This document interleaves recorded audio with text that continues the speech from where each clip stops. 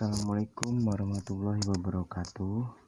Perkenalkan, nama saya Setiopanu, kelas K1, NPM 173123300400290. Kepada Bapak Dr. Subianta Mandala, saya izin ingin mempresentasikan mata kuliah Hukum Dagang Internasional materi 5 dengan judul Perkembangan Hukum Perdagangan Internasional.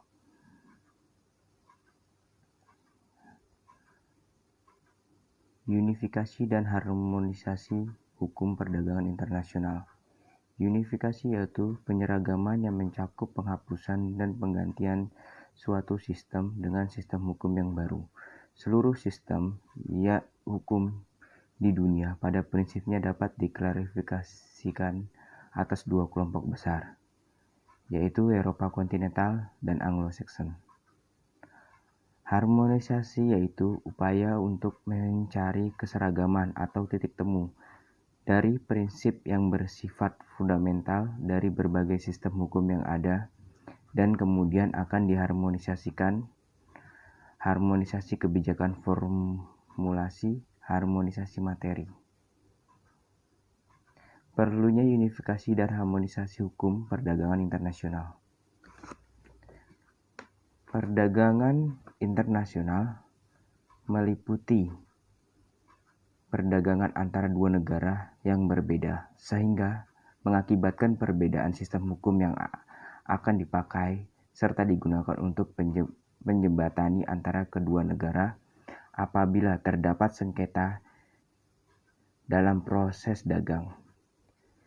Jalan keluar terhadap masalah ini adalah dengan negara di dunia sepakat untuk tidak menerapkan hukum nasional mereka dan menggunakan hukum perdagangan internasional. Apabila aturan hukum perdagangan internasional tidak disepakati oleh kedua belah pihak, maka hukum nasional salah satu negara boleh digunakan. Melakukan unifikasi dan harmonisasi, terdapat aturan substantif hukum perdagangan internasional. Hukum dan harmonisasi adalah upaya atau proses penyeragaman dari sistem-sistem hukum yang ada. Lembaga yang bergerak dalam unifikasi harmonisasi hukum. Ada WTO dibentuk berdasarkan hasil putusan Uruguay GATT 1986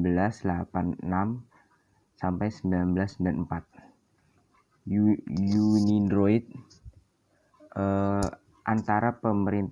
organisasi antara pemerintah yang bersifat independen dibentuk tahun 1940 yang berkedudukan di Roma, Italia. Ada UNIXTAL, badan perlengkapan khusus dari Majelis Umum PBB dan telah disahkan resolusi Majelis Umum PBB. ICC didirikan tahun 1919 dan berkedudukan di Paris. WTO memiliki sekretariat di Jenewa dan memiliki badan tertinggi bernama Ministerial Conference yang harus melakukan sidang minimal 1 kali dalam 2 tahun. MC ini dibantu oleh General Council yang berfungsi memberikan laporan kegiatan pada MC, sedangkan General Council sendiri memiliki 2 fungsi, yaitu sebagai badan penyelesaian sengketa dan badan peninjauan kebijakan perdagangan negara. Anggota General Council ini dalam melakukan tugasnya dibantu oleh subsidiar. WTO memiliki kebijakan unifikasi dan harmonisasi, yaitu dengan mewajibkan negara anggota menyesuaikan aturan hukum dagang dengan aturan yang termuat di Aneks Perjanjian WTO. UNIDROIT UNIDROIT memiliki tujuan untuk melakukan modernisasi, harmonisasi, koordinasi hukum privat, khususnya hukum dagang di suatu atau beberapa negara. UNIDROIT memiliki kebijakan yaitu pemberlakuan konvensi yang mensyaratkan penerimaan negara anggota yang bertujuan untuk menerapkan aturan konvensi ke sistem hukum negara anggota yang mendudukkan diri pada konvensi tersebut.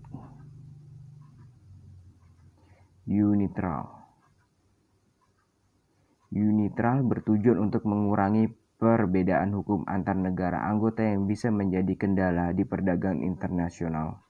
Unitral memiliki kebijakan untuk membuat produk hukum modern yang dapat memperlancar perdagangan internasional dan perkembangan ekonomi dunia. YCC,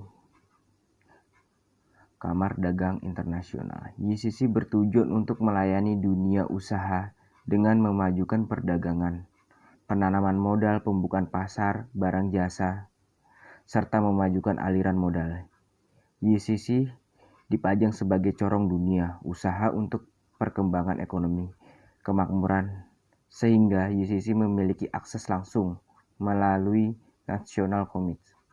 YCC juga memiliki peran lain yaitu sebagai badan perbuatan kebijakan yang dapat memfasilitasi perdagangan internasional, forum penyelesaian sengketa khusus arbitrase, menyebarkan informasi dan kebijakan hukum perdagangan internasional di antara penguasaan di dunia, memberikan pelatihan dan teknik, merancang kontrak keahlian praktik lain. Selain itu, YCC memiliki prinsip bahwa sebaiknya penguasa sebaiknya sedikit mungkin untuk mencampur tangan terhadap usaha. Kesimpulan, pengetahuan mengenai adanya unifikasi dan harmonisasi yang membuat kami mengenal lebih jauh tentang keberagaman yang ada dalam hukum perdagangan internasional yang melibatkan dua negara atau lebih. Hal ini akan menimbulkan bertemunya negara-negara yang saling berdagang, yang membawa hukum nasional mereka masing-masing. Hal ini menghambat kelancaran perdagangan internasional apabila salah satu pihak tidak mau menggunakan hukum nasional pihak lain, dan sebaliknya. Maka dari itu timbullah aturan penengah yang menjembatani adanya hukum nasional yang dibawa oleh masing-masing negara, yaitu unifikasi dan harmonisasi. Dengan adanya harmonisasi dan unifikasi, negara dapat memutuskan untuk menggunakan aturan ini untuk menyelaraskan hukum yang mereka miliki. Walaupun unifikasi dan harmonisasi dianggap sebagai penengah antara dua hukum nasional yang baik, namun berlakunya unifikasi dan harmonisasi ini masih sangat bergantung pada kesadaran masing-masing negara untuk memilih menerapkan atau tidak aturan ini ke dalam sistem hukum nasional mereka. Sekian.